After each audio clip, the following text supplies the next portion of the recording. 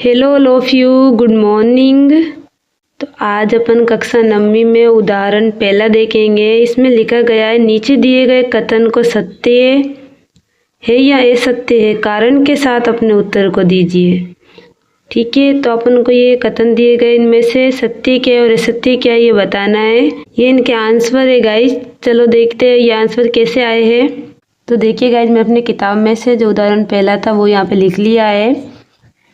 एक बार फिर से पढ़ लेते हैं। नीचे दिए गए कथन को सत्य या असत्य कारण के साथ अपने उत्तर को दीजिए। तो पहला अपना क्या आता है, प्रत्येक पूर्ण संख्या एक प्राकृतिक संख्या होती है। तो सबसे पहले तो देखिएगा पूर्ण संख्या क्या होती है। ये मैंने इससे पहले वाले वीडियो में भी आपको बताया हुआ है और इधर भी बता देती हूँ। देखिए, सबसे पहले अपन को देखना है पूर्ण संख्या। तो पूर्ण संख्या अपनी कौन सी होती है? पूर्ण संख्या अपनी होती है जो 0 से शुरू होती है। 0, 1, 2, 3 और फिर अनंत तक जाती रहती है। ठीक है। और अपनी प्राकृतिक संख्या कौन सी होती है? अपनी प्राकृतिक संख्या होती है जो 1 से शुरू होती है, यानी 1, 2, 3, 4, 5 और ऐसे अनंत तक जाती रहती है।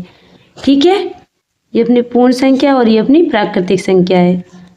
तो देखिए ये क्वेश्चन क्या बोल रहा है अपन को इसमें कि प्रत्येक पूर्ण संख्या, यानी कि ये पूरी पूर्ण संख्या एक प्राकृतिक संख्या होती है। तो देखिए 1, 2, 3 ये अपन को देखिए 1, 2, 3 ये सब अपन को इसमें मिल रहा है। 1, 2, 3 और ये अनंत तक जा रहा है और ये भी अनंत तक जा रहा है। ठीक है, तो ये सारी संख्या तो अपन को मिल जाएगी। लेकिन देखिए पूर्ण संख्या के अंदर 0 भी होता है और 0 अपने प्राकृतिक संख्या के अंदर नहीं होता, इसलिए ये कथन असत्य है। तो या फिर अपन हल में क्या लिखेंगे, असत्य, क्योंकि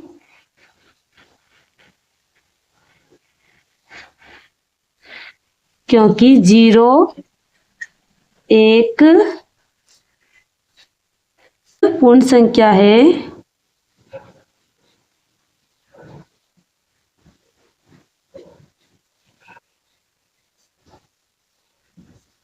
होती है, परंतु प्राकृत संख्या नहीं। अब देखिए गाइज, आपके यहाँ में क्या लिखा हुआ है, ये सत्य, क्योंकि शून्य एक पूर्ण संख्या है परंतु प्राकृतिक संख्या नहीं।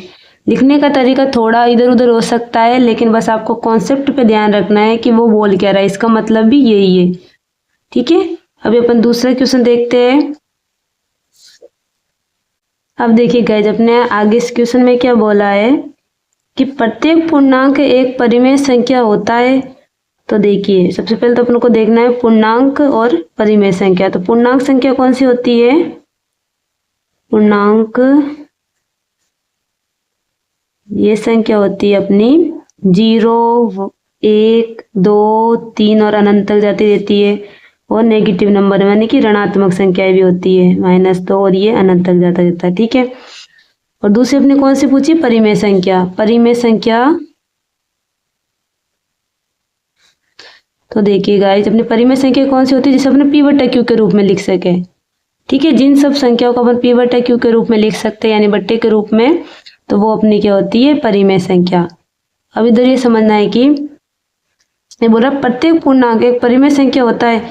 तो देखिए आप बोलोगे पूर्णांक तो p/q के रूप में नहीं दिख रहा, लेकिन देखिए ये जो 1, 2, 3 नेगेटिव नंबर है ना, तो देखिए इधर में 2 है तो इसके नीचे ना मैं 1 लिख सकती हूँ। ठीक है, ऐसे ही 3 है ना, तो इसके नीचे मैं 1 लिख सकती हूँ। क्यों? अगर अपन देखिए 3 में अपन 1 का भाग देंगे तो वो कितनी बार जाएगा,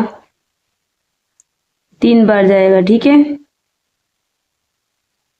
तो ये अपन को क्या मिलता है, 0। ठीक है, फिर से क्या है, अपन को 3 ही मिला। इसलिए आप एक चीज ध्यान रखना कि ये जो जैसी भी संख्या है ना अपने, उनके नीचे अपन 1 लिख सकते हैं। नेगेटिव नंबर के नीचे अपन 1 लिख सकते हैं, -2 के नीचे 1 लिख सकते हैं। ओके, और तो फिर अपन 1 लिख सकते हैं, तो इसका मतलब क्या हुआ, p/q के रूप में आ गया। यानी कि पूर्णांक ना जो अपने क्या होते हैं परिमेय संख्या होता है। तो ये कथन क्या हुआ, सत्य हुआ। ठीक है गाइज, तो इधर अपन क्या लिखेंगे हल में, हल, तो इधर अपन क्या लिखेंगे सत्य।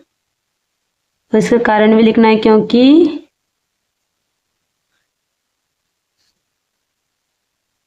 सभी पूर्णांक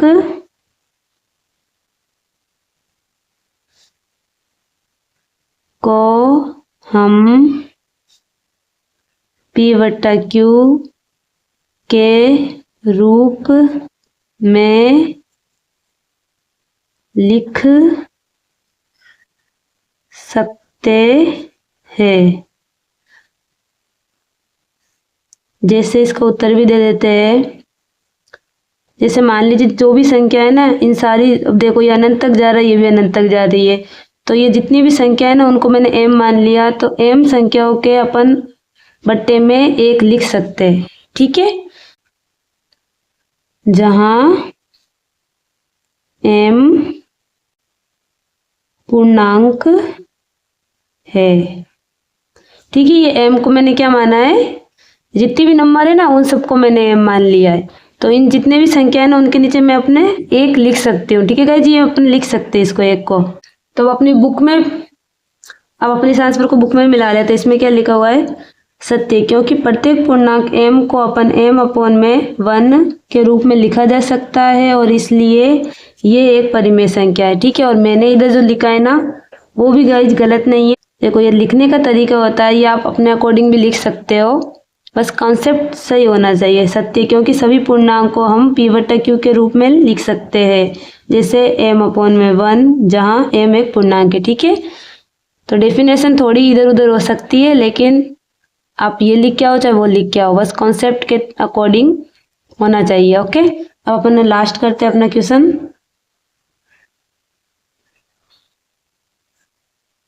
तो देखिए गाइस, ये वाला क्वेश्चन मैंने लिख लिया है, अब देखते हैं अपन इसको।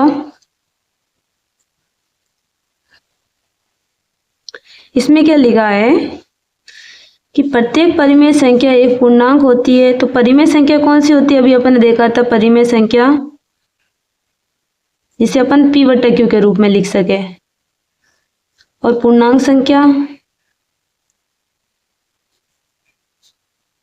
ये भी अभी अपन ने देखा था, 0, 1, 2, 3 ऐसा अनंत तक जाती है, और नेगेटिव नंबर भी होता है। ठीक है, तो इसमें क्या लिखा गया, प्रत्येक परिमेय संख्या एक पूर्णांक होती है। तो देखिए ये बट्टे के रूप में ना, तो इसके अंदर ना गाइस, ये परिमेय संख्या के अंदर कौन कौन संख्या आती है, √2 भी आता है, √3 भी आती है, ओ सॉरी, इसे P/Q के रूप में लिख सके। ये अपने इसके अंदर कौन कौन संख्या आती है, देखिए 2/1 आता है, लेकिन इसके अंदर गाइस देखिए 3/5 भी आता है, 4/5 ऐसी संख्याएं भी गाई जाती है। तो ऐसी संख्या क्या है, इसके अंदर नहीं होती पूर्णांक के अंदर। हाँ, अपन इन सबके नीचे 1 लिख सकते हैं, लेकिन इन सबके नीचे 5 एंड ये संख्या इसके अंदर नहीं होती। ओके, तो ये सारे इनमें से देखिए 2 ये तो सब आ जाएंगे, लेकिन ये जो संख्या होती है ना 3/5 एंड 4/5 जो परिमेय संख्या होती है, वो सारी संख्या इसके अंदर नहीं आएगी। इसलिए ये कथन क्या होगा, ये सत्य है। इसका हल है